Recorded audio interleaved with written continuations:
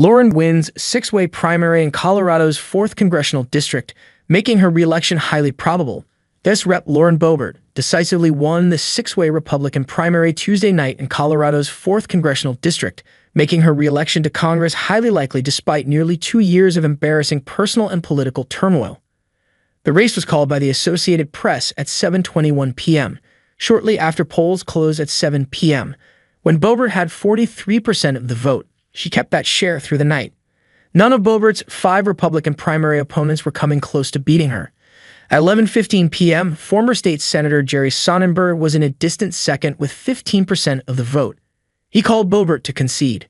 Supporters at Boebert's watch party at a Windsor restaurant cheered loudly when Fox News, being broadcast on large TVs at the venue, announced Boebert's victory.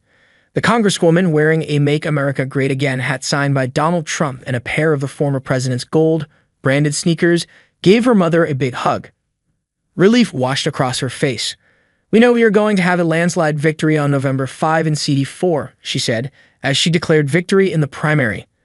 Boebert vowed to unite Republicans, including her primary opponents, around her general election campaign. Because of how favorable the 4th District is to Republicans, Boebert is the overwhelming favorite to win in November.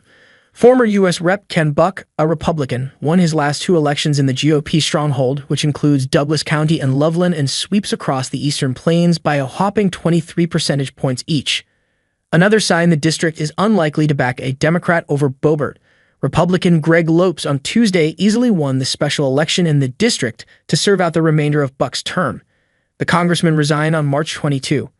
Lopez's lead was 23 percentage points as of 11:45 p.m. The large primary field split the anti-Boebert vote, and none among the group could match Boebert's fundraising ability and name recognition among voters. As a result, Boebert dominated the airwaves while her opponents fumbled to find a breakthrough message. The 5 seemed to struggle to decide if they should attack Boebert or each other or rise above the drama. "We can do better than Lauren Boebert," Sonnenberg, who is now a Logan County commissioner, said in the lone TV ad he could afford to air. "I will not embarrass you with scandals."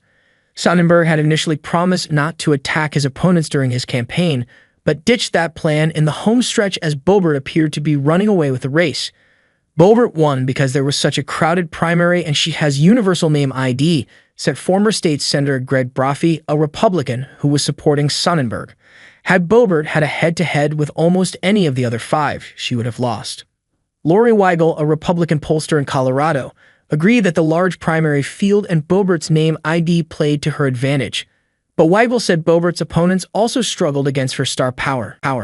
"We are in a topsy-turvy world where it's an attention economy," she said. "As we've seen at the presidential level, it's hard to stop an attention-demanding candidate. You can have great policy ideas, but we live in a world where drama demands attention."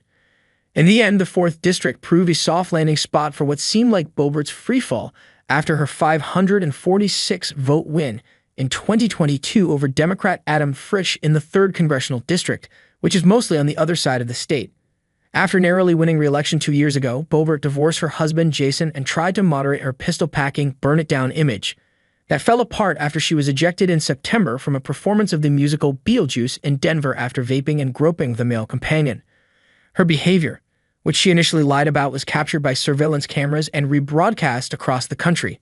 She became a national punchline. In December, with her re-election campaign in the 3rd District still limping from the Beetlejuice drama and her political prospects shaky, Buck's decision to leave Congress offered an off-ramp. She switched her re-election campaign to run in a more Republican 4th District instead, shocking the political world with her unorthodox decision. Boebert moved with her youngest children to Windsor from Rifle at the beginning of the year and told voters that while the crops were different where she came from, the values were the same. She was endorsed by Trump and House Speaker Mike Johnson. While Boebert's carpetbagging was met with condemnation and skepticism from power players in the 4th District, voters, based on Tuesday's results, clearly felt differently. Dan Stephen, who lives in Elbert County and is the manager at Franktown Firearms Shooting Center, told the Colorado Sun after the Congresswoman visited the store in late February that he didn't mind that she had recently moved into the district. "Everything I've seen with her and read about her, I just think she's a strong force," he said. "It's something that we need. She seems like she's a very real person. It's not really even a competition in my mind." He added, "It's time for change across the board. I think that she's going to be a very welcome change to the district." As of 11:15 p.m., Here's how Boebert's other Republican opponents in the 4th District primary were faring. Asterisk conservative commentator Deborah Flora, 14%. Asterisk state rep Richard Holterf, 11%. Asterisk state rep Mike Lynch, 11%. Asterisk mortgage broker Peter Yu, 7%. Boebert told reporters that she was nervous heading into the weekend before Election Day. I had those thoughts of, did I miss something? Is there something that I'm not seeing? Is there someone I didn't reach, didn't talk to, didn't spend enough time with, Boebert said Tuesday night. Ultimately, Boebert said she felt she and her team put in the work to win. I came into this knowing that I was going to have to work, she said of her district switch. The app called the three-way Democratic primary in the 4th District for Tricia Calvarese, a former speechwriter and congressional staffer, at 11:33 p.m. Calvarese said she was incredibly proud to be a daughter of the district. I know personally the economic challenges that we face. Everyone wants to know, what are you going to do for my family? This is my family now, she said. At the time the race was called, Calvarese was leading with 45% of the vote. In second was Marine veteran Ike McCorkle, who lost a buck in 2020 and 2022, with 41% of the vote. In a distant third, and with no chance of catching up, was John Pedora, a manufacturing engineer, with 13% of the vote. Calvarese lost by a wide margin to Lopez in the 4th District special election Tuesday to serve out Buck's term in Congress.